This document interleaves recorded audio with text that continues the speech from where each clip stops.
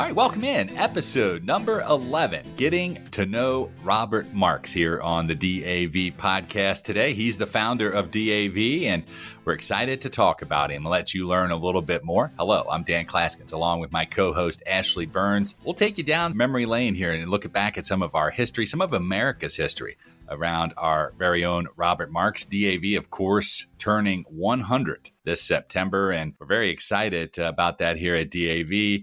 Ashley, and the most exciting part of all of it is that means we've been literally helping veterans now for a century get what they've earned. And it all started with Judge Marx. Yeah, exactly. And so, I've been with DAV for, good grief, almost 9-10 years now at this point. And the lack of knowledge that I had about Judge Marx is kind of astounding when you think about we're in this small chunk of what we do now. We're living in the now. We're working on, all these important things that we're doing for veterans, but none of that would be possible. I wouldn't have a job right now working for DAV if it weren't for Judge Marx. So, really taking this time to go back and focus on we've kind of talked about him as a Renaissance man in a lot of ways, that he was just so dedicated and committed to veterans and the cause of helping those who were disabled in war.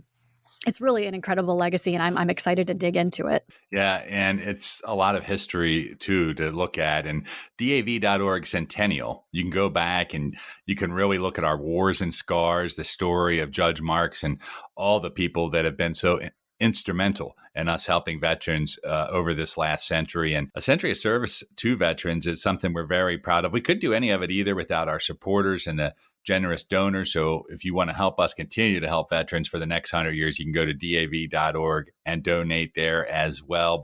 DAV.org/podcast. You can go and listen to any of our podcasts, including this one. Subscribe on iTunes, Stitcher, Spotify, Google Play, and just about anywhere you listen.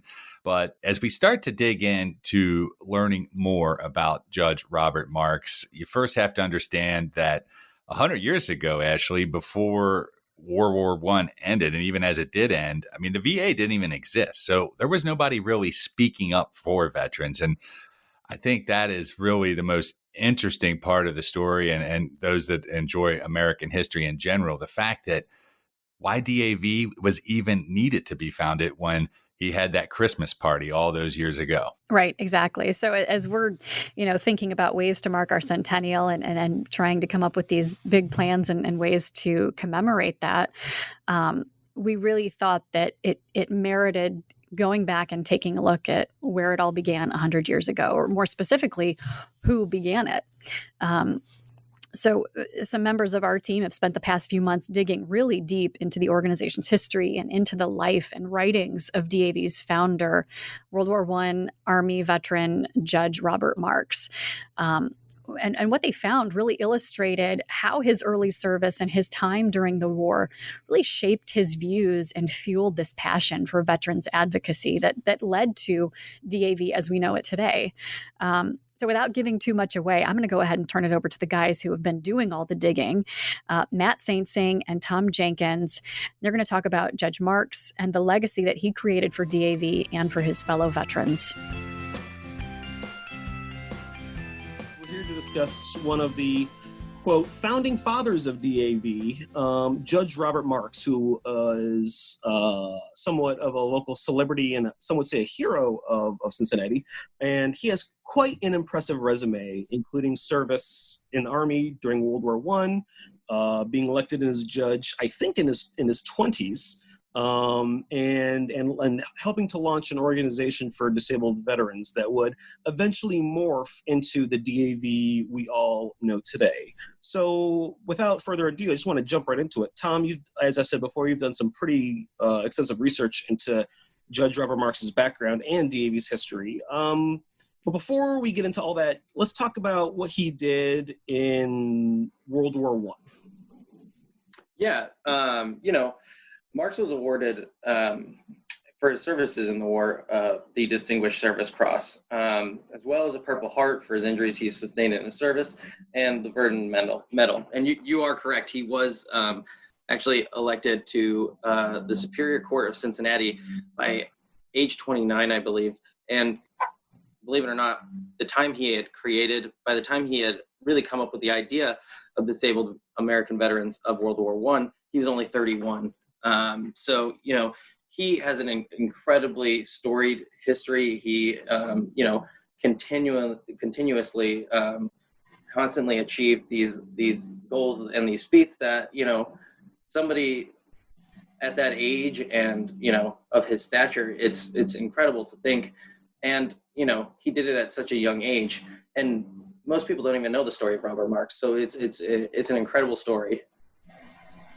Yeah, absolutely. I mean, I'm 35, and when I just heard he was elected to office at 29, and then 2 years later started the precursor to DAV, I feel like, I haven't done enough with my life anyway, and then I hear this, and I just feel, I feel maybe a little inadequate, to be honest. But I think if you measure Robert Marx up to any of his peers or whatnot, that person would come up short, just because of, as you say, the storied history. And this guy has, and as you said, he's awarded the Purple Heart, so he's a disabled veteran himself, and the Distinguished Service Cross, which is the highest award for valor. Excuse me, the second highest award for valor displayed on the battlefield, which is of course second only to the Medal of Honor. And we're going to get into all that a little later. But I guess we should talk about, we're discussing Robert Marx and DAV history, in part because 2020, if it is, of course, our centennial year. DAV's been around for a century this year, celebrating 100 years of service to veterans of all eras. But when we talk about the early days of DAV, I mean, is it true that it can be traced back to a Christmas party? It can, yeah. It really began here in Cincinnati in 1920 at the Sinton Hotel in downtown Cincinnati. It's actually now the Central Business District, right where it was. Marx was this sort of socialite at the time. Once he returned from the war, he found to be this, kind of this almost Gatsby-like character in Cincinnati, and he would hold these big events, these, extravagant parties and dinners. And one of the biggest ones he was starting to organize was this Christmas party that he would hold for disabled veterans in Cincinnati. So, and there was already a disabled veteran organization started in Cincinnati that they were more of like a club, you could say. And around 75 veterans came to this party at the Sinton Hotel. And then Marx had organized for them to have a private show, actually, in what would be considered kind of the theater district of Cincinnati at the time. It's right near the Aronoff Center now, where they have a theater here. But they spent that evening for many veterans who were spending the holidays away from their homes, recovering from wounds, receiving rehabilitation, and then they would also get vocational training there at this meeting. So yeah, I mean, it was started at this Christmas party, but at the time earlier, even before that, there are recorded, conversations with founding members who have these almost like, folklore kind of tales of hearing this very articulate man kind of talk to people about how, disabled veterans weren't being protected and the promises that were made to them before they were sent to war weren't being kept. So, it was even before this that Robert Marx was kind of already beginning to plant the seeds that would eventually become DAV. I think you keyed in on something that's absolutely vital when you're talking about the history of American veterans in general, but specifically World War I. And I mean, when we talk about veterans returning from war in Iraq, Afghanistan, Syria, Yemen, just to name a few of the places, anywhere where U.S. troops are serving, no matter how they were maimed or hurt or whatever wear and tear in their body, the Department of Veterans Affairs owns up to that, and as a nation, we provide. I would say that we move heaven and earth to take care of our veterans returning from the battlefield. But that really wasn't the case when we're talking about the veterans returning from World War I, and that it's even more maybe obscene. I'm not quite sure what a strong enough word is when you take into account the chemical warfare that happened during World War I. I mean, a lot of these they're almost all mustard gas, things exactly. of that nature. Exactly. They came back with gas-stained lungs. Some blind, some were, of course, amputees. And in Robert Marx's estimation, and in a lot of people's estimation, these people weren't being cared for to the degree in which they were owed. And so we talked about a little bit before, the precursor to DAVs, of course, the Disabled American Veterans of the World War, back when there was only one World War, right? Mm-hmm. Talked about it as the Great War, or the war to end all wars, as it's also known. So given Marx's own history and what he's seen with his own eyes and his own experience, it really helps to color why Marx, when he returned from World War I, to help form this new fledgling organization. And it was really in part, from what I think, to kind of, take care of his brothers in arms. Yeah, and, as I mentioned before, Marx was this incredibly articulate. He was attorney, that he was also a judge, obviously, at an incredibly young age. He was this skilled debater, and we'll get into that eventually. But, Marx, he was a very vocal advocate for everything he believed in. He sort of had this political streak already going at early age. He was, as we said, youngest Superior Court judge in Cincinnati's history, as well as, and I think we're going to touch on this later, as being the only Democrat who was elected to that justices. So, clearly he had some sort of inspiring tone and this way of grabbing people's attention. Marx, felt as though the government had, for lack of better terms, dropped the ball completely on keeping their promises made to veterans. And, promises made to veterans were different at that time. Nobody maybe knew what was going to happen, but because the U.S. had not been in a war maybe to that extent yet. And also the economy was just starting to boom in a way that they hadn't seen yet. So this post-war economy they're coming back from, the U.S. is reeling from spending and sending troops over there and the amount of money they put in there. On top of that, they had the Spanish influenza pandemic. And, not for another 100 years would they see anything that matched the Spanish influenza pandemic, obviously what we're going through right now with the COVID-19 pandemic. So on top of that, you can see the economic effects now for us. So imagine that then. So soldiers were coming back and they were wounded, and oftentimes, amputees were either, looked down upon, they weren't offered any work, and because of that, a large population of our veterans were homeless because of that. So Marx, lucky enough to be as intelligent as he was, as articulate as he was, and he also had a law degree before he left for the war. So he saw that and thought he saw the injustices, and much of his writings you'll see too throughout his entire experience in the war. He spends much of it not talking about maybe the first person experiences, but he spends a lot of time reflecting upon how his troops, how his men are being treated. We'll get to this eventually too, that he was a captain, and his battalion, he looked out for like little brothers, his family. There's a really heart-wrenching part where he is eventually separated from his battalion, and because of that, he feels like his family's being left from him. But he also at the same time feels very proud that his men, when they were in the trenches, were all able to go home without any injuries. Of course, later on, because Marx stayed in Europe later, he would sustain his own injuries, but that's for later time. Yeah, and I think that's something, if you're talking about all through history, going back to the Romans and I would probably even before that, you can find accounts of military folks who were wanting to take care of the people beside and beneath them. And I think this is definitely something that Marx, he exhibited, and you can really, and as you mentioned before, he doesn't really seem like an average man of his time, or any time for that matter. Law degree, elected to a judge at 29. As you said, the only office holder in the entire state of Ohio in 1919 to be a Democrat. Now, of course, we're a nonpartisan, non-political organization, but I think that is a great way to illustrate just how charismatic this guy was. Mm-hmm. Yeah. He's famously quoted as also saying, speaking on like kind of the camaraderie that he felt, he famously quoted in our book, Wars and Scars, we had a common experience which bound us together, and we ought to continue through an organization of our own, an organization of us, by us, and for us.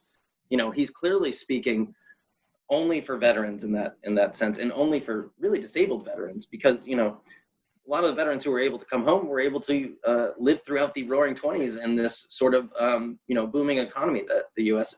ended up seeing. Of course, in the '30s they would see the Depression, but in that time, a lot of, as I said, America's homeless population was created in that post-war economy, in that post-war world where we didn't know what to do, and it was a lack of understanding from the federal government, a lack of planning, but also we had never faced that really, other than from the Civil War. We didn't know what to do with these men who came back and had fought so bravely, and yet they couldn't do maybe these manufacturing jobs that were really helping build the economy.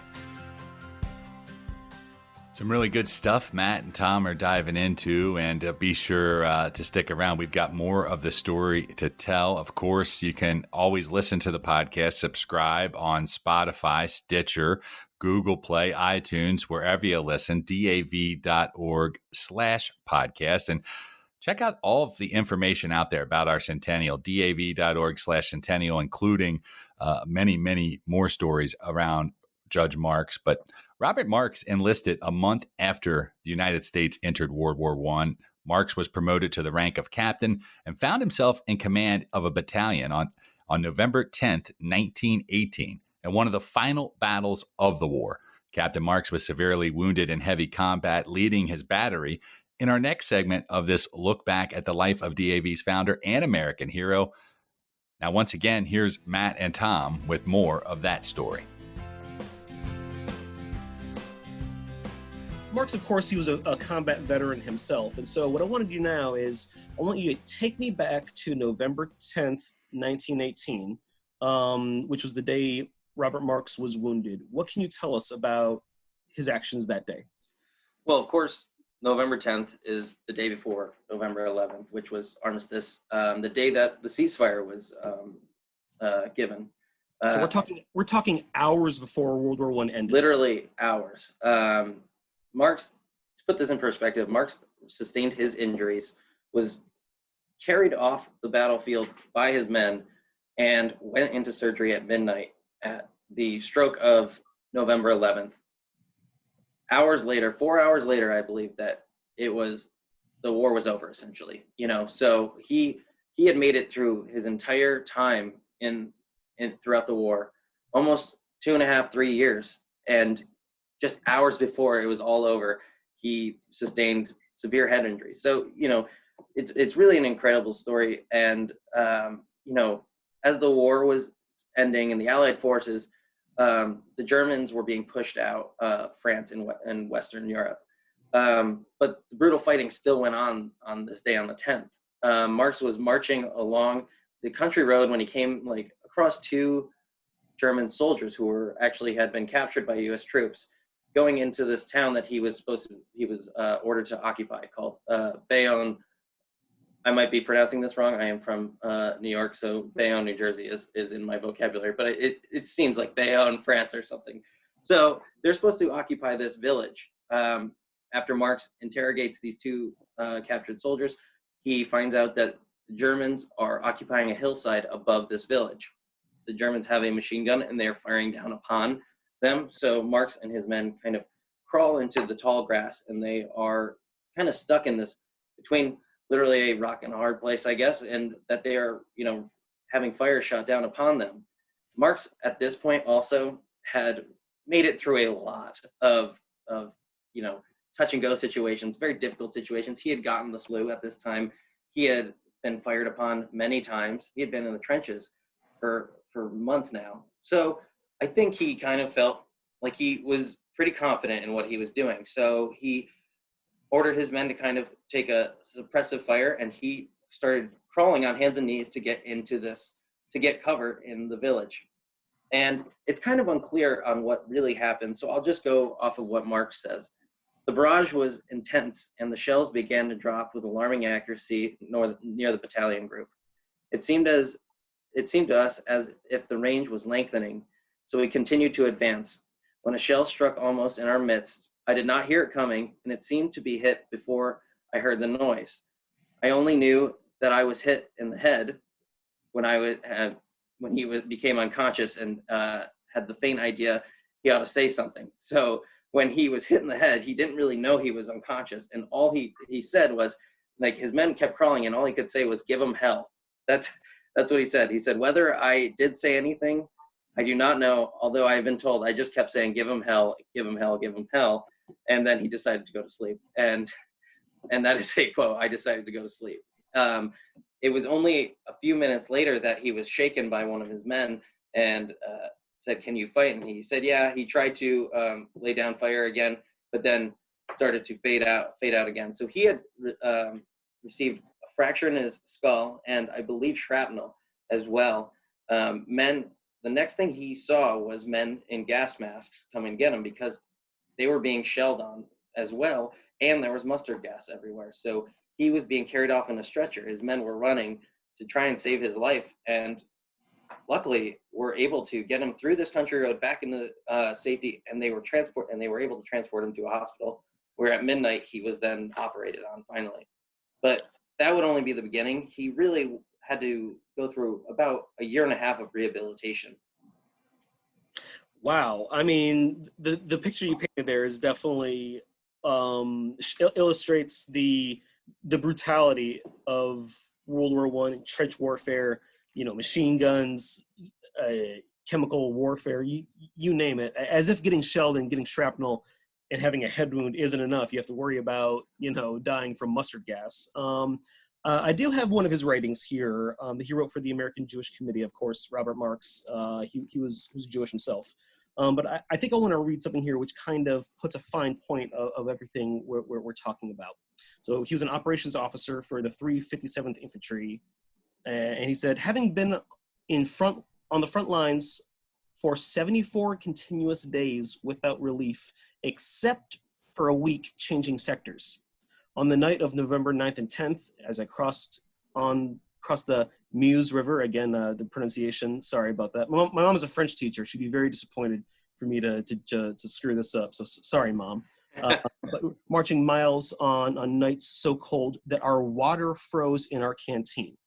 We were ordered to attack the town of Ballon immediately. 3rd Battalion, 357th Infantry, having lost all officers above the grade of first lieutenant. I was ordered to take command of this and press attack on the city. When I reached battery headquarters, found men digging in and gave directions and orders for an immediate advance. After a brief period, the advance commenced and was met with machine gun fire from both flanks and artillery fire from 4 sides. The high explosive shell landed close to him, killed his intelligence officer, and wounded him in 14 places, is what Robert Marx wrote for the American Jewish Committee in a questionnaire in 1919. And again, this was hours before the war officially ended here. And as we said before, he was a captain, and he kind of, as leaders do in combat, take charge when there's no one else to take charge. And he led an attack and kept on fighting after having, insane losses and being on the line for close to almost 75 days. So it is impressive. This is not a normal experience from World War I in general. I'm a pretty big history buff, and I've not come across something like this too often. But to think that this is the final moments of his war experience, really, that doesn't even touch upon his entire experience from Camp Travis all the way till that moment. His times in the trenches, him being promoted literally during the war, where they were receiving fire from German soldiers. He was being promoted constantly throughout his career because of his bravery, his leadership, and different moments like that. But I mean, to mention that that's a very uncommon moment. That was the last day of his service. Judge Marx was really this incredibly well-rounded individual, and someone that it seems was just destined to do great things. He was this incredibly progressive thinker who saw beyond the issues that were facing veterans at that time to those that would come well beyond his own lifetime. You think of the veterans coming home from World War I, who were severely wounded and facing battles with unemployment and weren't getting the care they needed from the government. And then fast forward years down the road, and we have veterans that are coming home from Vietnam with Agent Orange exposure that aren't able to get the care that they need. That, veterans fast forward down the road even further, and you have veterans with burn pit exposures who are facing the same things. And all along this road, veterans that, for whatever reason, whatever political battles are going on, that they're just not able to get the benefits and medical care that they need and have earned. But for all that he achieved in his young life and all that he had, really the potential to achieve, he chose the path of law, and he chose the path of the military, and that commitment to justice and to service, seems to have lasted until he died. So here, Matt and Tom dive in just a little bit more on Judge's long-lasting life and legacy.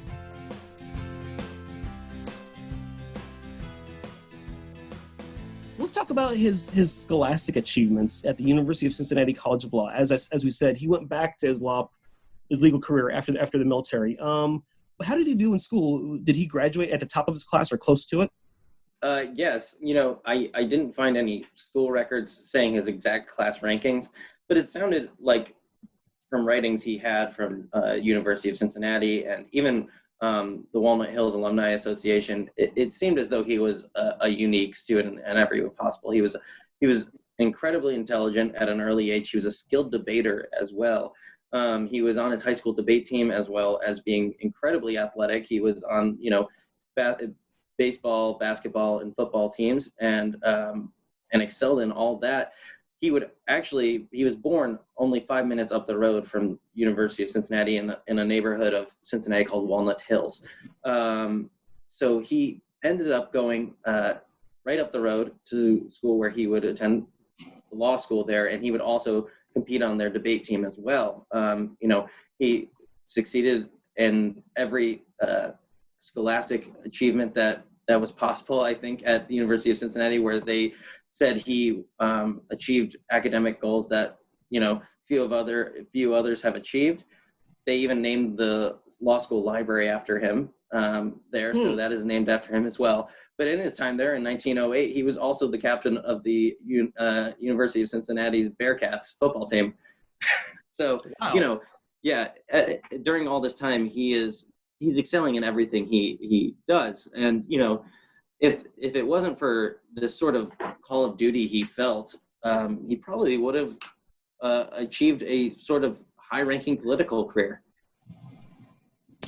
Absolutely. I mean, it just sounds like he is one of the smartest and most capable people in the room, in any room that he happened to be in, right? Whether it be football gridiron, having been in class debating, or military service on the front lines in France. I think that his combination of his military service and his decorations, coupled with his academic prowess, really show us that Robert Marx was, I would say he's some sort of Renaissance man, He really was. And I think in my article, I write that, he was a man of his time, or ahead of his time, but entirely of his time. And what I kind of meant when I said that was that he had these big ideas. And I think, when there's very few people in history, we look at our founding fathers and people like that as people who, saw these larger overarching ideas of how we can, better our society. To think that this organization has gone on 100 years and helped millions of Americans, long after he died. I mean, I don't even think he could have imagined the success that his organization had, let alone the effect it had on people. So, there's something special when you think about a person like that. You don't often get somebody who has these ideas of these grandiose ideas of helping others. A life of service is really what he gave to us, and we're lucky for that. Absolutely. I mean, I think that's a great way of putting it. A life of service. That's it's a heck of a headline if you don't have one already. And as you have you wrote an article about Robert Marx, which will appear in a future edition of DAV magazine. So please keep a lookout for that. And again, as we've talked about before, his impressiveness, crossed over from the civilian world into the military. And as we said, the Army as a captain, but he started out enlisted. So walk me through how he goes from enlisting in Cincinnati, Ohio, to commanding a battalion in World War I France. Yeah, so Marx's career really began in the winter of 1916. He served as the chairman of enrollment committee for the military training camps for Southern Ohio. Then in May, he was sworn in as a candidate for an officer commission for Fort Benjamin in Indiana. And then in August, he was then commissioned as a second lieutenant in the infantry section of the Officer Reserve Corps of the Army. So then when he was assigned to go to Camp Travis, he was assigned as an instructor and an inspector of physical training. So basically, he had a lot to do with, kind of coaching sports, making sure guys were in shape, which was kind of, perfect for him. I think at the time he thought, this is great. I'm an athlete, and he really enjoyed that aspect of it. But after a month at Camp Travis, he was ordered to infantry school because he wanted to go into infantry school. It should be said, this is how it was written. But in his own writing, he remembers seeing a lot of the men he was working with, the guys he's coaching in these football, baseball, and basketball teams. He sees them going off to fight, and he has this sense of duty. He feels as though he's not doing as much as he could be. It should also be said, those teams that he had, although there might not have been a lot of competition, he won championships in all three of those sports at Camp Travis when he was coaching. So he was ordered into infantry school at Fort Sill in Oklahoma for training in grenade warfare. He also served as the regimental athletic officer, as I said, and he coached championship sports in that. And then finally, on February 15th of 1918, Marx became the commanding officer of Company L of the 357th Infantry. He had been previously promoted to first lieutenant, and his promoting of that was due to, once again, him saying, "I want to be promoted to that." So he applied for these commissions. He wasn't necessarily being promoted that way, and I don't know if they were going to if he hadn't stepped up for that role. Yeah, I think that's interesting too. He was putting people into the Army essentially as a recruiter or serving in a recruiting capacity, and then it seems like he almost felt guilty about, I'm sending my friends and these young men and boys at times to go fight on the front lines, and maybe I should go do that too. And I think that just again illustrates his leadership and how he is how he conceptualized service in his mind.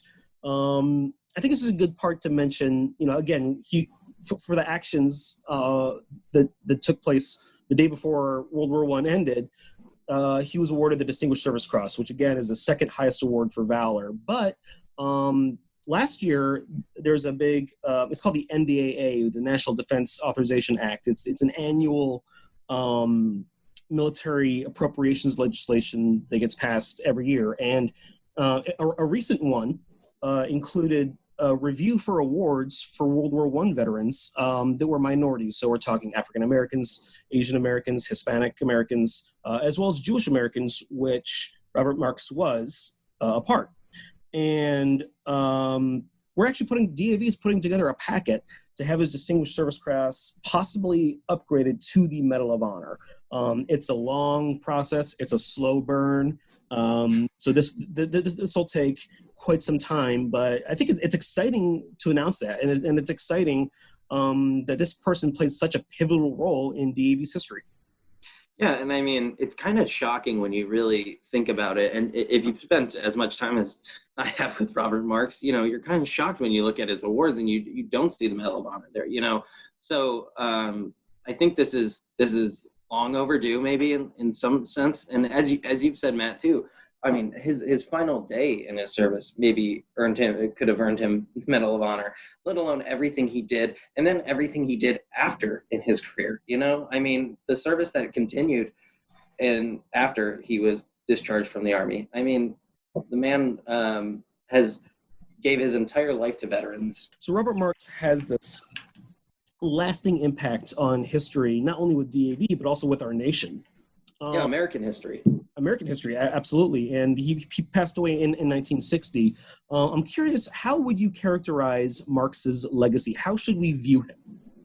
I think it is, honestly, from a personal perspective, I did not know the story of Robert Marx until I obviously started working here at DAV, and I was shocked to learn what I did. I mean, he should be in our textbooks. We should be, teaching our kids about Robert Marx, not only for, what he did even during his war experience, for what he did, his post-war experience, because of his kind of, his philosophy on life. I mean, he worked with President Franklin Delano Roosevelt for a reason. I mean, he was part of his his advisory staff because he had this. Yes, he was one of his advisors in his early part of his administration. Because if you look at Franklin Delano Roosevelt, that's a big turn in our country where these ideas of social services, taking care of Americans, giving health care to them, providing services that will make sure that all Americans are treated with human decency. Marx was preaching this much before Franklin Delano Roosevelt was even president. He was preaching this about veterans, but that's not just to say he didn't do that. He fought against anti-Semitism. He fought to give women a bigger role in the military. He obviously fought for disabled Americans, not just veterans. I mean, he too was a disabled American. So much of his life was spent, trying to fight for rights that are given to us as humans.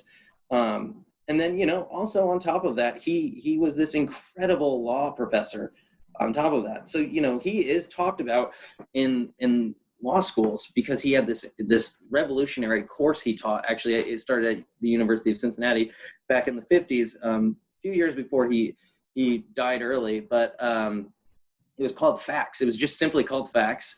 And the entire idea of this class was to get fourth year or third year law students prepared for trials through rooting everything they worked on in fact. Oftentimes I think there was a lot of showmanship, and Marx has been recorded as saying he was a showman, and many others say he was this big showman and trial attorney, but there was also a deeply rooted belief in factual evidence. And I think, that says a lot about what we could be teaching people nowadays. I mean, in a society that we have where maybe facts are not at the forefront, Robert Marx rooted his entire political career in factual evidence. So, that's taught at other law universities. They have the Robert S. Marx lecture seminars at the University of Cincinnati, where they often talk about factual-based evidence and making sure that is in the forefront of many of these attorneys' minds when they are going into trial. As we said, not only a lasting impact on DAV and on veterans history, but also on legal profession in the University of Cincinnati and beyond. Tom, thanks for the time today. You've illuminated, you shined a light on a character that a lot of people didn't know a lot about. So thank you for that. I appreciate it. Again, it was Tom Jenkins. I'm Matt Saintsing, and you can learn more about the life and incredible history of Robert Marx by going to DAV.org. And we also have this super interesting centennial timeline to check out DAV history, and that's at DAV.org/centennial. Tom, thank you very much. Thanks, Matt. So there you have it.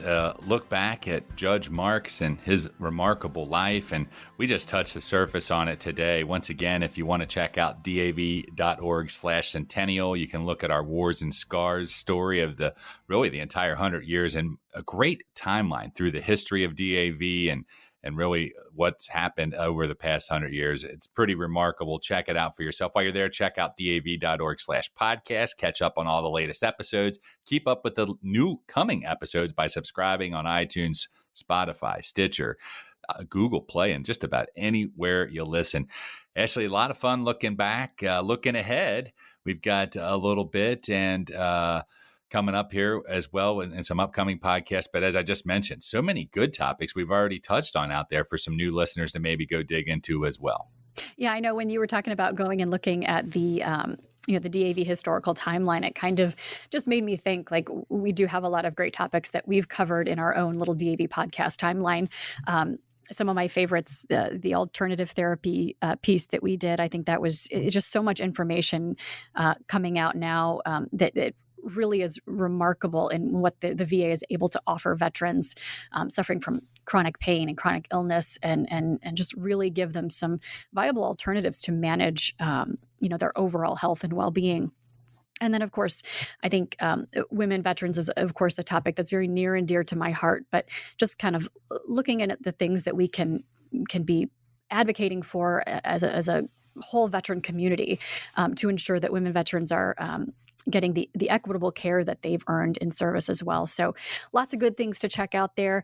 And of course, we're going to have much more ahead. But I would encourage everyone to go. And if you haven't listened, take a listen, get caught up. Great stuff in there. Yes, and looking forward to catching up with you as well real soon. Ashley, be sure to keep up with everything going on at DAV. You can like us on Facebook, follow us on Twitter and Instagram and LinkedIn as well. But until next time, for Ashley Burns, all of us here at DAV, I'm Dan Klaskins. Thanks for listening in to another edition here of the DAV Podcast.